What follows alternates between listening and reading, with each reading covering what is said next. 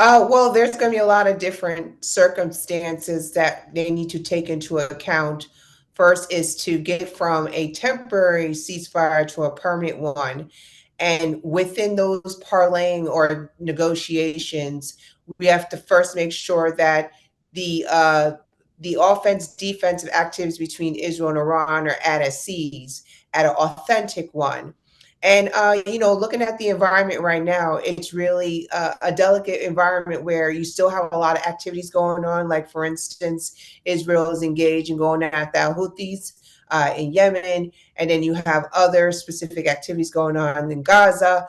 So, in terms of making sure that the activities between the two are at a full blown cease, it has to be reflective in the field in order to make it happen there.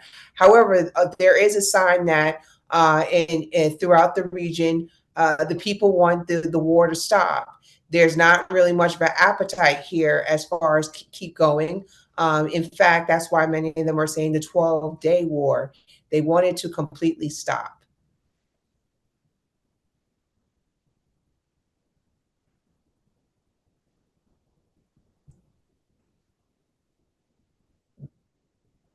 Mhm.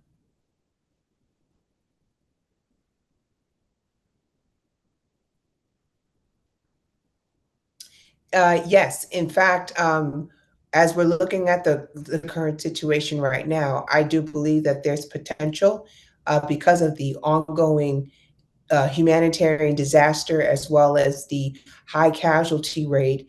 Is just too catastrophic right now to keep going. So I do see that there's a possibility, especially with the United States involved, there's a high possibility where, there's just not really much of a political will to continue. And you're seeing from the local people where they want to come to some sort of peace deal between Hamas and Israel. So I do expect that eventually, especially with involvement from the international community, that it will come to an end.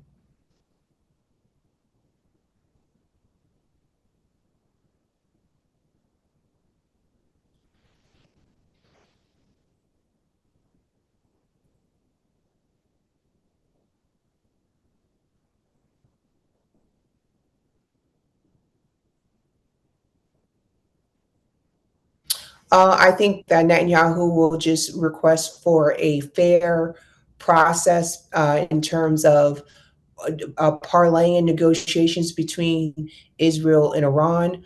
As far as how does this 60-day pause look like in terms of a ceasefire? I think that Netanyahu will ask about the hostage affairs situation as well as where are we at the state of Iran's nuclear program?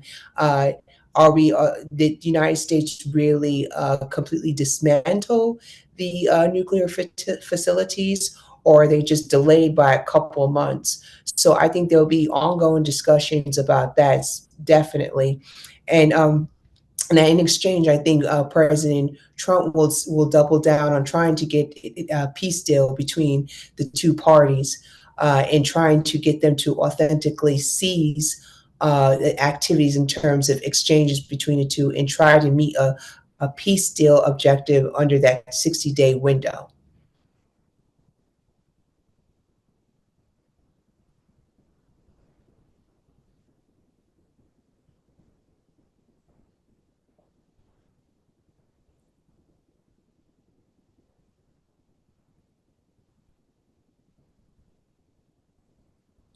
Yes, because I do believe that President Trump really does want a Nobel Peace Prize.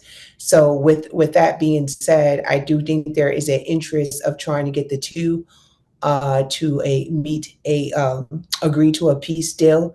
President Trump has been in engaged with a series of peace deals, whether it's between Rwanda and the Congo, Pakistan and India, and also Israel and Iran. And I really think that he's trying to meet that objective so he can earn his Nobel Peace Prize.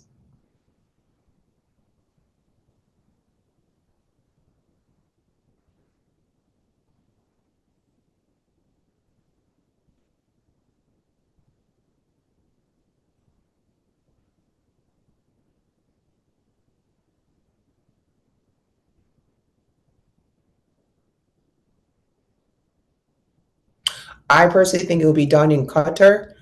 There has been some speculation based on open sources that there's been some sort of progress as far as meeting, agreeing to key objectives in meeting a peace deal. But I do feel that it will most likely happen in Qatar, not necessarily in Washington, D.C. Again, I think this is going to be more of a regional driven peace deal where not only the Qataris but also Saudi Arabia and other countries will play a major role in making sure that these two countries meet a peace deal.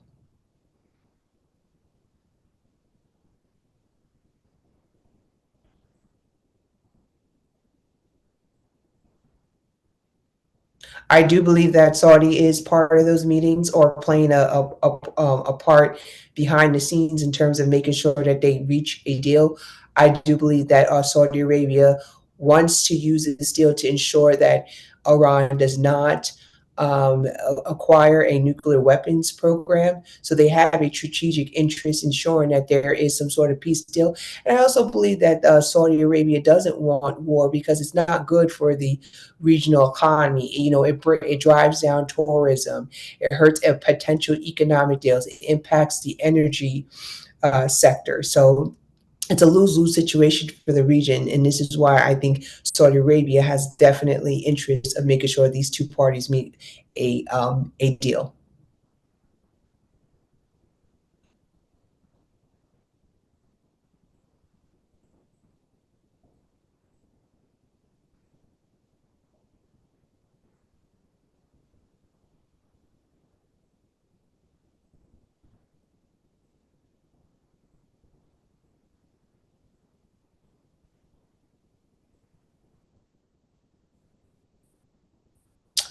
I think there's just, again, because of the ongoing activities in terms of strikes throughout the region, malign activities still happening based on what's coming out of the conflict. I think that's making it more challenging to bring people to the table to negotiate. So that's why I said before, it's very important that there is a authentic cease of malign activities or tit for tat between the two in order to bring people to the table because it's hard to bring two parties to the table if these activities continue to happen. But I would be a little more optimistic here. I mean, you have still diplomacy playing a significant part here. In fact, you even have a possibility of more negotiations going on, peace talks between the United States and Syria. I mean, it's a wild card for sure, but I think that in order to really meet an objective here, we have to ensure that these activities, malign activities that are happening throughout the region, are at a full blown stop.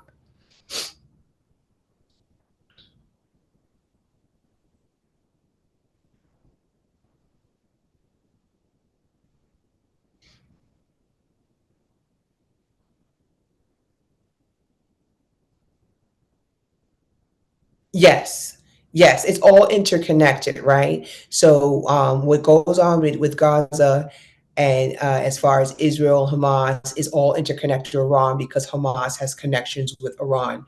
So so it's quite interesting to see how both of the two events are interconnected and how they're going to play a part. So the peace deal between Israel and Iran matters when it comes to the Gaza crisis, vice versa. So I don't think that in terms of if one does not achieve a peace deal while the other one does, it's going to really bring authentic peace to the region. They both have to achieve peace at the same time in order to move forward as far as being authentic and achieving regional peace between the two parties.